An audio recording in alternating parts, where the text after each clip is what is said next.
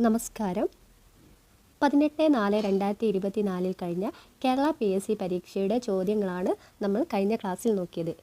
ആ ചോദ്യപേപ്പറിൻ്റെ ബാക്കി ചോദ്യങ്ങളാണ് ഇന്നത്തെ ക്ലാസ്സിൽ.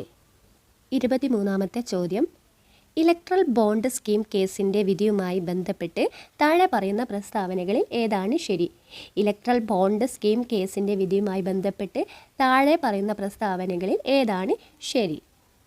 ആദ്യത്തെ സ്റ്റേറ്റ്മെൻറ്റ് നോക്കാം. 2024 ഫെബ്രുവരിയിൽ സുപ്രീം കോടതി ഇലക്ട്രൽ ബോണ്ടുകളുടെ പദ്ധതി ഭരണഘടനാ വിരുദ്ധമാണെന്ന് കണ്ടെത്തി. 2024 ഫെബ്രുവരിയിൽ സുപ്രീം കോടതി ഇലക്ട്രൽ ബോണ്ടുകളുടെ പദ്ധതി ഭരണഘടനാ വിരുദ്ധമാണെന്ന് കണ്ടെത്തി. ഇത് ശരിയായ സ്റ്റേറ്റ്മെൻറ്റാണ്. രണ്ടാമത്തെ സ്റ്റേറ്റ്മെൻറ്റ്, ഇലക്ട്രൽ ബോണ്ട് പദ്ധതി ഇന്ത്യൻ ഭരണഘടനയുടെ ആർട്ടിക്കിൾ 19(1)(a) പ്രകാരമുള്ള വിവരാവകാശവും അഭിപ്രായ പ്രകടന സ്വാതന്ത്ര്യവും ലംഘിക്കുന്നു. ഇലക്ട്രൽ ബോണ്ട് പദ്ധതി ഇന്ത്യൻ ഭരണഘടനയുടെ ആർട്ടിക്കിൾ 19(1)(a) പ്രകാരമുള്ള വിവരാവകാശവും അഭിപ്രായ പ്രകടന സ്വാതന്ത്ര്യവും ലംഘിക്കുന്നു. ഇതെന്താണ്? ഇതും ശരിയായ സ്റ്റേറ്റ്മെൻറ്റ് തന്നെയാണ്. മൂന്നാമത്തെ സ്റ്റേറ്റ്മെൻറ്റ്, ബ്ലാങ്കറ്റ് കോർപ്പറേറ്റ് രാഷ്ട്രീയ ഫണ്ടിംഗ് അനുവദിക്കുന്ന കമ്പനി നിയമത്തിലെ ഭേദഗതി ഭരണഘടനാ വിരുദ്ധമാണെന്ന് കോടതി വിധിക്കുന്നു. ബ്ലാങ്കറ്റ് കോർപ്പറേറ്റ് രാഷ്ട്രീയ ഫണ്ടിംഗ് അനുവദിക്കുന്ന കമ്പനി നിയമത്തിലെ ഭേദഗതി ഭരണഘടനാ വിരുദ്ധമാണെന്ന് കോടതി വിധിക്കുന്നു. ഈ ഒരു സ്റ്റേറ്റ്മെൻറ്റും എന്താണ്? ശരി തന്നെയാണ്. അപ്പോൾ ഇവിടുത്തെ ആൻസർ എന്താണ്? ഓപ്ഷൻ ഡി, എല്ലാം ശരിയാണ്. എല്ലാം ശരിയാണ്. ഇനി അടുത്ത ചോദ്യം, 24ാമത്തെ ചോദ്യം, ഇന്ത്യയിലെ തിരഞ്ഞെടുപ്പിനെ സംബന്ധിച്ച് താഴെ പറയുന്ന പ്രസ്താവനകളിൽ ഏതാണ് ശരി? ഇന്ത്യയിലെ തിരഞ്ഞെടുപ്പിനെ സംബന്ധിച്ച് താഴെ പറയുന്ന പ്രസ്താവനകളിൽ ഏതാണ് ശരി? ആദ്യത്തെ പ്രസ്താവന, സുപ്രീം കോടതി ചീഫ് ജസ്റ്റിസാണ് ഇന്ത്യൻ തിരഞ്ഞെടുപ്പ് കമ്മീഷനെ നിയമിക്കുന്നത്. സുപ്രീം കോടതി ചീഫ് ജസ്റ്റിസാണ് ഇന്ത്യൻ തിരഞ്ഞെടുപ്പ് കമ്മീഷനെ നിയമിക്കുന്നത്. അത് ശരിയാണോ? ഈ ഒരു സ്റ്റേറ്റ്മെൻറ്റ് തെറ്റാണ്. കാരണം ഇന്ത്യൻ തിരഞ്ഞെടുപ്പ് കമ്മീഷണറെ നിയമിക്കുന്നത് രാഷ്ട്രപതിയാണ്, അല്ലേ? നിയമിക്കുന്നതും നീക്കം ചെയ്യുന്നതും രാഷ്ട്രപതിയാണ്. അതുകൊണ്ട് ഈ ഒരു പ്രസ്താവന തെറ്റാണ്, തെറ്റായ പ്രസ്താവനയാണ്. രണ്ടാമത്തെ പ്രസ്താവന നോക്കാം. ഭരണഘടനയുടെ 15-ലെ ആർട്ടിക്കിൾ 324 മുതൽ 329 വരെയുള്ള ഇന്ത്യയിൽ തിരഞ്ഞെടുപ്പ് നടത്തുന്നതിനുള്ള നിയമ ഭരണഘടനാ ചട്ടക്കൂട് പ്രതിപാദിക്കുന്നു. ആർട്ടിക്കിൾ 324 മുതൽ 329 വരെ ഇന്ത്യയിൽ തിരഞ്ഞെടുപ്പ് നടത്തുന്നതിനുള്ള നിയമ ഭരണഘടനാ ചട്ടക്കൂട് പ്രതിപാദിക്കുന്നു. ഇത് ശരിയാണ്. ഈ ഒരു സ്റ്റേറ്റ്മെൻറ്റ് എന്താണ്? ശരിയാണ്. അടുത്ത സ്റ്റേറ്റ്മെൻറ്റ് നോക്കാം. ഭാഗം 18-ലെ ആർട്ടിക്കിൾ 352 മുതൽ 360 വരെ ഇന്ത്യയിലെ തിരഞ്ഞെടുപ്പ് ചട്ടക്കൂടിനെ കുറിച്ചും പ്രതിപാദിക്കുന്നു. ഇത് ശരിയായ സ്റ്റേറ്റ്മെൻ്റ് ആണോ? ആർട്ടിക്കിൾ 352 മുതൽ 360 വരെ ഭാഗം 18-ൽ എന്താണ് പറയുന്നത്? അടിയന്തരാവസ്ഥയെക്കുറിച്ചാണ് പറയുന്നത്. എന്തിനെക്കുറിച്ചാണ്? അടിയന്തരാവസ്ഥയെക്കുറിച്ചാണ് പറയുന്നത്. സോ ഇവിടെയുള്ള ഈ ഒരു സ്റ്റേറ്റ്മെൻറ്റ് എന്താണ്? തെറ്റാണ്. നാലാമത്തെ പ്രസ്താവന കൂടെ നോക്കാം. ഇന്ത്യൻ തിരഞ്ഞെടുപ്പ് കമ്മീഷനിൽ 5 മുഴുവൻ സമയ കമ്മീഷണർമാരുണ്ട്. ഇന്ത്യൻ തിരഞ്ഞെടുപ്പ് കമ്മീഷനിൽ എത്ര അംഗങ്ങളാണുള്ളത്? 3 അംഗങ്ങളാണ്. 1+2. അതിൽ ഒന്നാരാണ്? മുഖ്യ തിരഞ്ഞെടുപ്പ് കമ്മീഷൻ. രണ്ട് അംഗങ്ങൾ ആരൊക്കെയാണ്? മറ്റു കമ്മീഷണർമാരാണ്. 3 അംഗങ്ങളാണ് ഉള്ളത്. ഇവിടുത്തെ ചോദ്യം എന്താ? ഏതാണ് ശരി എന്നാണ്. തിരഞ്ഞെടുപ്പ് കമ്മീഷണറെ സംബന്ധിച്ച് ഏതാണ് ശരിയായ പ്രസ്താവന? സോ ഓപ്ഷൻ ഏതാണ് ശരിയായിട്ടുള്ളത്? ബി ആണ് ശരിയായ പ്രസ്താവന. ഓപ്ഷൻ ബി ആണ് ശരിയായത്. അടുത്ത ചോദ്യം നോക്കാം. 25ാമത്തെ ചോദ്യം, കേരള അഡ്മിനിസ്ട്രേറ്റീവ് സർവീസുമായി ബന്ധപ്പെട്ട താഴെ പറയുന്ന പ്രസ്താവന പരിഗണിക്കുകയും ഇവയിൽ ഏതാണ് ശരിയെന്ന് കണ്ടെത്തുകയും ചെയ്യുക.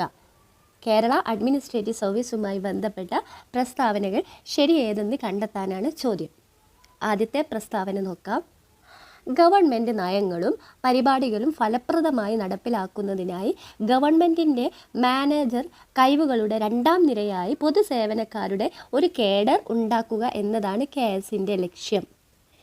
ഗവൺമെൻറ് നയങ്ങൾ പരിപാടികളും ഫലപ്രദമായി നടപ്പിലാക്കുന്നതിനായി ഗവൺമെൻറ്റിൻ്റെ മാനേജർ കഴിവുകളുടെ രണ്ടാം നിരയായി പൊതുസേവകരുടെ ഒരു കേഡർ ഉണ്ടാക്കുക എന്നതാണ് KSൻ്റെ ലക്ഷ്യം. ഇത് ശരിയാണ്. ഈ പ്രസ്താവന എന്താണ്? ശരിയാണ്. രണ്ടാമത്തെ പ്രസ്താവന, KSൽ KAS ഓഫീസർ, അതായത് junior time scale, KS officer, selection grade scale, KS officer, super time scale എന്നീ ഉദ്യോഗസ്ഥർ ഉൾപ്പെടുന്നു. കേരള അഡ്മിനിസ്ട്രേറ്റീവ് സർവീസിൽ KS officer, junior time scale, KS officer, selection grade scale, KS officer, super time scale എന്നീ ഉദ്യോഗസ്ഥർ ഉൾപ്പെടുന്നു. ഇതെന്താണ്? ശരിയാണ്. ഈ പ്രസ്താവന എന്താണ്? ശരിയാണ്. മൂന്നാമത്തെ പ്രസ്താവന, KSൽ ചേരുന്ന ഒരു ഉദ്യോഗസ്ഥൻ സംസ്ഥാന സർവീസിൽ ജൂനിയർ ടൈം സ്കെയിൽ ട്രെയിനിയായി കരിയർ ആരംഭിക്കുന്നു. ജൂനിയർ ടൈം സ്കെയിൽ ട്രെയിനിയായി കരിയർ ആരംഭിക്കുന്നു. കേരള അഡ്മിനിസ്ട്രേറ്റീവ് സർവീസിൽ ചേരുന്ന ഒരു ഉദ്യോഗസ്ഥൻ സംസ്ഥാന സർവീസിൽ ജൂനിയർ ടൈം സ്കെയിൽ ട്രെയിനറായിട്ടാണ് തുടങ്ങുന്നത്. അത് എന്താണ്? ശരിയായ സ്റ്റേറ്റ്മെൻറ്റ് തന്നെയാണ്, ശരിയായ പ്രസ്താവനയാണ്. അപ്പോൾ ഈ 3 പ്രസ്താവനകളും എന്താണ്? ശരിയാണ്. സോ ഏതാണ് ഇവിടുത്തെ ഉത്തരം? ഓപ്ഷൻ സി ആണ് ഉത്തരം. ഇവയെല്ലാം ശരിയാണ്. 26ാമത്തെ ചോദ്യം, 1957 Kerala state of eviction proceedings ആക്ടിൻ്റെ പ്രാഥമിക ലക്ഷ്യം ഡാഷ് ആയിരുന്നു. Kerala state of eviction proceedings act 1957. ആദ്യത്തേത്, കർഷകർക്ക് കാർഷിക സഹായം നൽകൽ. കർഷകർക്ക് കാർഷിക സഹായം നൽകൽ. ഇത് തെറ്റാണ്. 1957 Kerala state of eviction proceedings ആക്ടിൻ്റെ ലക്ഷ്യമാണ് ചോദിച്ചത്. കർഷകർക്ക് കാർഷിക സഹായം നൽകൽ തെറ്റാണ്. ജന്മികൾക്ക് ആശ്വാസം നൽകൽ, അതും തെറ്റാണ്. ജന്മികൾക്ക് ആശ്വാസം നൽകലല്ല. കാർഷിക പരിഷ്കാരങ്ങൾ മൂലം ഭൂമി നഷ്ടപ്പെടുന്ന ഭൂവുടമകൾക്ക് നഷ്ടപരിഹാരം നൽകൽ, ഇതും എന്താണ്? തെറ്റാണ്. നാലാമത്തത്, കുടിയാന്മാർ, കുടിക്കിടപ്പുകാർ, ഭൂമി കൃഷി ചെയ്യുന്ന മറ്റു ചില വിഭാഗങ്ങൾ എന്നിവരെ കുടിയൊഴിപ്പിക്കുന്നത് സ്റ്റേ ചെയ്യാൻ. കുടിയാന്മാർ, കുടിക്കിടപ്പുകാർ, ഭൂമി കൃഷി ചെയ്യുന്ന മറ്റു ചില വിഭാഗങ്ങൾ എന്നിവരെ കുടിയൊഴിപ്പിക്കുന്നത് സ്റ്റേ ചെയ്യാൻ. ഇത് ശരിയാണ്. ഈ ഒരു സ്റ്റേറ്റ്മെൻറ്റ് എന്താണ്? ശരിയാണ്. 1957 Kerala state of eviction proceedings act എന്താണ്? കുടിയാന്മാരെ, കുടിക്കിടപ്പുകാർ, ഭൂമി കൃഷി ചെയ്യുന്ന മറ്റ് ചില വിഭാഗക്കാർ എന്നിവരെ കുടിയൊഴിപ്പിക്കുന്നത് സ്റ്റേ ചെയ്യാൻ വേണ്ടിയിട്ടുള്ളതായിരുന്നു. അപ്പോൾ ഏത് ഓപ്ഷനാണ് ശരി? ഓപ്ഷൻ ഡി ആണ് ശരിയായ ആൻസർ. ഓപ്ഷൻ ഡി ആണ് ശരിയായത്. അടുത്ത ചോദ്യം, കുടുംബശ്രീയെ സംബന്ധിച്ച് താഴെ പറയുന്ന പ്രസ്താവനകളിൽ ഏതാണ് ശരി? ആദ്യത്തെ പ്രസ്താവന, 1997 കുടുംബശ്രീ സ്ഥാപിതമായത്. 1997 കുടുംബശ്രീ സ്ഥാപിതമായത്. അത് ശരിയാണ്. ആ ഒരു സ്റ്റേറ്റ്മെൻറ്റ് ശരിയാണ്. രണ്ടാമത്തത്, സ്ത്രീകൾക്കായി കുടുംബശ്രീക്ക് ത്രിതല സജ്ജീകരണമുണ്ട്. സ്ത്രീകൾക്കായി കുടുംബശ്രീക്ക് ത്രിതല സജ്ജീകരണമുണ്ട്. ഏതൊക്കെ? NHGS, ADS, CDS. NHGS, ADS, CDS എന്നീ സജ്ജീകരണമുണ്ട്. അതും എന്താണ്? ശരിയാണ്. മൂന്നാമത്തത്, കേരള സർക്കാരിൻ്റെ സംസ്ഥാന ദാരിദ്ര്യ നിർമ്മാർജ്ജന മിഷൻ നടപ്പിലാക്കുന്ന ദാരിദ്ര്യ നിർമ്മാർജ്ജന സ്ത്രീ ശാക്തീകരണ പരിപാടിയാണ് കുടുംബശ്രീ. കേരള സർക്കാർ സംസ്ഥാന ദാരിദ്ര്യ നിർമ്മാർജ്ജന മിഷൻ നടപ്പിലാക്കുന്ന ദാരിദ്ര്യ നിർമ്മാർജ്ജന സ്ത്രീ ശാക്തീകരണ പരിപാടിയാണ് കുടുംബശ്രീ. ഇതും എന്താണ്? ശരിയാണ്. മുകളിലുള്ള എല്ലാ സ്റ്റേറ്റ്മെൻറ്റും ശരിയാണ് അല്ലേ? അപ്പോൾ ഓപ്ഷൻ എ ആണ് ഉത്തരം. ഓപ്ഷൻ എ ആണ് ഉത്തരം, മുകളിലുള്ളവയെല്ലാം. അടുത്ത ചോദ്യം നോക്കാം.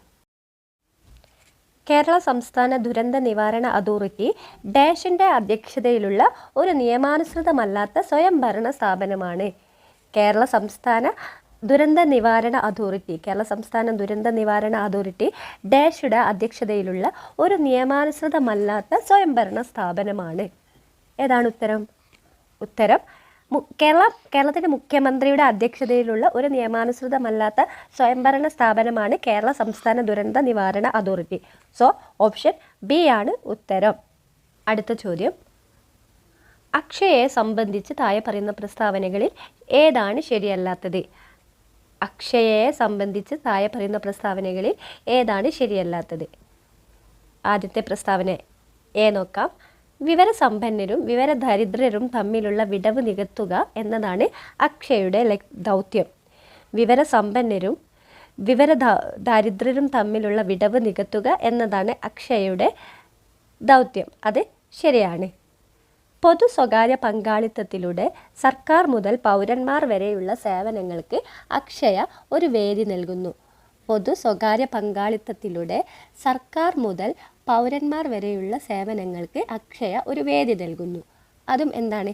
ശരിയാണ്. തദ്ദേശ സ്വയംഭരണ സ്ഥാപനങ്ങളുടെ റിക്രൂട്ട്മെൻറ്റ് ഏജൻസിയായി ഇത് പ്രവർത്തിക്കുന്നു. തദ്ദേശ സ്വയംഭരണ സ്ഥാപനങ്ങളുടെ റിക്രൂട്ട്മെൻറ്റ് ഏജൻസിയായി ഇത് പ്രവർത്തിക്കുന്നു. ഇതെന്താണ്? തെറ്റായ സ്റ്റേറ്റ്മെൻറ്റാണ്. അടുത്തത്, ICT വഴി പൗരന്മാർക്ക് കാര്യക്ഷമമായ സുതാര്യവും സൗകര്യപ്രദവുമായ സേവനങ്ങൾ അക്ഷയ നൽകുന്നു. ICT വഴി പൗരന്മാർക്ക് കാര്യക്ഷമമായ സുതാര്യവും സൗകര്യപ്രദവുമായ സേവനങ്ങൾ അക്ഷയ നൽകുന്നു. ഇതും എന്താണ്? ശരിയാണ്. ഇവിടെ തെറ്റായ പ്രസ്താവന ഏതാ എന്നാണ് ചോദ്യം. അതായത് പ്രസ്താവനകളിൽ ഏതാണ് ശരിയല്ലാത്തത്. അപ്പോൾ ഏതാണ് ശരിയല്ലാത്ത പ്രസ്താവന? ഓപ്ഷൻ സി ആണ് അല്ലേ? സ്റ്റേറ്റ്മെൻറ്റ് സി ആണ് ഇവിടുത്തെ ആൻസർ. അടുത്ത ചോദ്യം, ഗാർഹിക പീഡനങ്ങളിൽ നിന്ന് സ്ത്രീകളുടെ സംരക്ഷണ നിയമം പാർലമെൻറ്റ് പാസാക്കിയ വർഷം ഏത്? ഗാർഹിക പീഡനങ്ങളിൽ നിന്ന് സ്ത്രീകളുടെ സംരക്ഷണ നിയമം പാർലമെൻറ്റ് പാസാക്കിയ വർഷം ഏത്? ഏതാണ് വർഷം? 2005 അല്ലേ? 2005 ഗാർഹിക പീഡന നിയമം അല്ലേ? അത് പാർലമെൻറ്റ് പാസ്സാക്കിയത് 2005. അപ്പോൾ ഓപ്ഷൻ എ ആണ് ഉത്തരം. ഓപ്ഷൻ എ ആണ് ഉത്തരം. അടുത്ത ചോദ്യം, ചേരുംപടി ചേർക്കുക. ചേരുംപടി ചേർക്കുക. ഭരണഘടനയുടെ 11ാം ഷെഡ്യൂൾ. ഭരണഘടനയുടെ 11ാം ഷെഡ്യൂൾ ഏതാണ്? പഞ്ചായത്തി രാജ് ഇൻസ്റ്റിറ്റ്യൂഷനുകൾ നിർവഹിക്കേണ്ട പ്രവർത്തനങ്ങളുടെ പട്ടിക. പഞ്ചായത്തി രാജ് ഇൻസ്റ്റിറ്റ്യൂഷനുകൾ നിർവഹിക്കേണ്ട PRI നിർവഹിക്കേണ്ട പ്രവർത്തനങ്ങളുടെ പട്ടികയാണ് 11ാം ഷെഡ്യൂൾ. ബി ആണ്. ഒന്ന് ബി ആണ്. രണ്ടാമത്തേത്, ഭരണഘടനയുടെ 12ാം ഷെഡ്യൂൾ.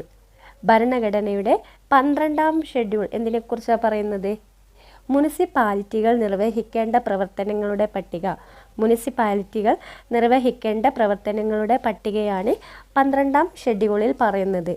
അപ്പോൾ രണ്ടാമത്തേത് ഏതാണ്? എ ആണല്ലേ. മൂന്നാമത്തേത്, ആർട്ടിക്കിൾ 243A. ആർട്ടിക്കിൾ 243A എന്തിനെക്കുറിച്ചാണ് പറയുന്നത്? ഗ്രാമസഭയെക്കുറിച്ചാണ് പറയുന്നത്. Article 243A ഗ്രാമസഭയാണ്. അടുത്തത്, ആർട്ടിക്കിൾ 243K. ആർട്ടിക്കിൾ 243K എന്തിനെക്കുറിച്ചാണ് പറയുന്നത്?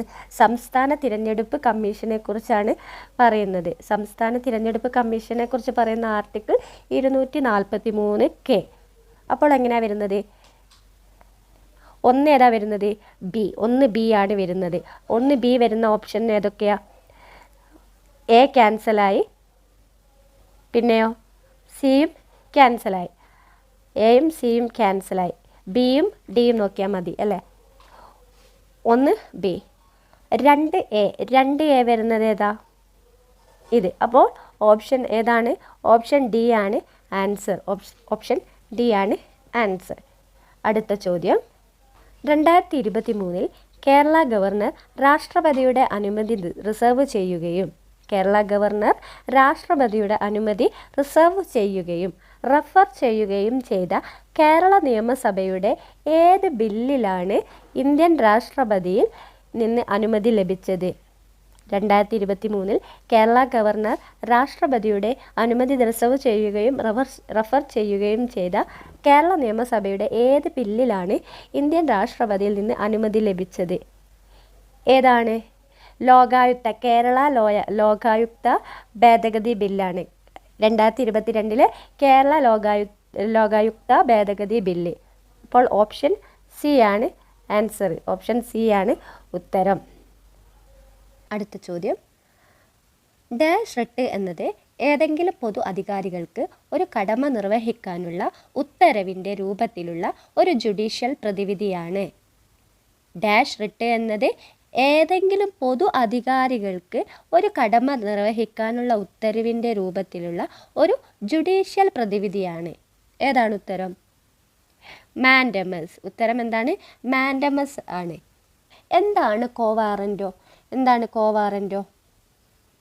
ഏതെങ്കിലും ഔദ്യോഗിക സ്ഥാനത്തിരിക്കുന്ന വ്യക്തി ആ സ്ഥാനത്തിരിക്കാൻ അർഹതയില്ല എന്ന് ബോധ്യപ്പെട്ടാൽ കോടതി പുറപ്പെടുവിക്കുന്ന ഉത്തരവാണ് എന്ത്? കോവാറൻറ്റോ. എന്താണ്? ഏതെങ്കിലും ഔദ്യോഗിക സ്ഥാനത്തിരിക്കുന്ന വ്യക്തി ആ സ്ഥാനത്തിരിക്കാൻ അർഹതയില്ല എന്ന് കോടതിക്ക് ബോധ്യപ്പെട്ടാൽ എന്ത്? കോടതി പുറപ്പെടുവിക്കുന്ന ഉത്തരവാണ് കോവാറൻറ്റോ. അടുത്ത ചോദ്യം, PMKSY ഡാഷുമായി ബന്ധപ്പെട്ട ഒരു പ്രധാന സർക്കാർ പദ്ധതിയാണ്. PMKSY ഡാഷുമായി ബന്ധപ്പെട്ട ഒരു പ്രധാന സർക്കാർ പദ്ധതിയാണ്. ഏതാണ് PMKSY? എന്തിനെയാണ് സൂചിപ്പിക്കുന്നത്? ജലസംരക്ഷണ മാനേജ്മെൻറ്റാണ് PMKSY. ഏതാണ്? ജലസംരക്ഷണ മാനേജ്മെൻറ്റ്. അപ്പോൾ ഓപ്ഷൻ ഏതാണ് ശരി? ഓപ്ഷൻ ബി ആണ് ശരിയായിട്ടുള്ളത്. അടുത്ത ചോദ്യം, ഈ പ്രസ്താവനകളിൽ ഏതാണ് ശരി? ഈ പ്രസ്താവനകളിൽ ഏതാണ് ശരി? ഒന്നാമത്തെ പ്രസ്താവന, MGNREGA 2005 ആരംഭിച്ചു. MGNREGA 2005 ആരംഭിച്ചു. എന്താണ് MGNREGA? Mahatma Gandhi national rural employment guarantee act 2005. Mahatma Gandhi national rural employment guarantee act 2005 ആരംഭിച്ചു. ഇത് ശരിയാണ്. Mahatma Gandhi national rural employment guarantee act പദ്ധതിയുടെ പ്രാഥമിക ലക്ഷ്യം ഗ്രാമീണ കുടുംബങ്ങൾക്ക് 100 ദിവസം തൊഴിൽ ഉറപ്പാക്കുക എന്നതാണ്. MGNREGAയുടെ ലക്ഷ്യം എന്താണ്? ഗ്രാമീണ കുടുംബങ്ങൾക്ക് 100 ദിവസം തൊഴിൽ ഉറപ്പാക്കുക. അത് ശരിയാണ്. MGNREGAയുടെ വേതനം 1948 മിനിമം വേതന നിയമം അനുസരിച്ച് സംസ്ഥാനത്തെ കർഷക തൊഴിലാളികൾക്ക് വ്യക്തമാക്കിയിട്ടുള്ള നിയമപരമായ മിനിമം വേതനം അനുസരിച്ച് നൽകണം. അതും എന്താണ്? ശരിയാണ്. അപ്പോൾ മുകളിലുള്ള എല്ലാ സ്റ്റേറ്റ്മെൻറ്റും ശരിയാണ്. ആൻസർ ഏതാ? സി ആണല്ലേ. സി, മുകളിലുള്ളവയെല്ലാം. അടുത്ത ചോദ്യം, വിവരാവകാശ നിയമത്തിന് കീഴിലുള്ള ഒരു വ്യക്തിയുടെ ജീവിതത്തെയും സ്വാതന്ത്ര്യത്തെയും കുറിച്ചുള്ള വിവരങ്ങൾ ലഭിക്കുന്നതിനുള്ള സമയപരിധി ഏതാണ്? വിവരാവകാശ നിയമത്തിന് കീഴിലുള്ള ഒരു വ്യക്തിയുടെ ജീവിതത്തെയും സ്വാതന്ത്ര്യത്തെയും കുറിച്ചുള്ള വിവരങ്ങൾ ലഭിക്കുന്നതിനായുള്ള സമയപരിധി ഏതാണ്? എത്രയാണ് സമയപരിധി? അഭ്യർത്ഥന സമയം മുതൽ 48 മണിക്കൂറാണ്. അഭ്യർത്ഥന സമയം മുതൽ 48 മണിക്കൂറാണ്. ഓപ്ഷൻ ഡി ആണ് ശരിയായത്. ഓപ്ഷൻ ഡി ആണ് ശരിയായത്.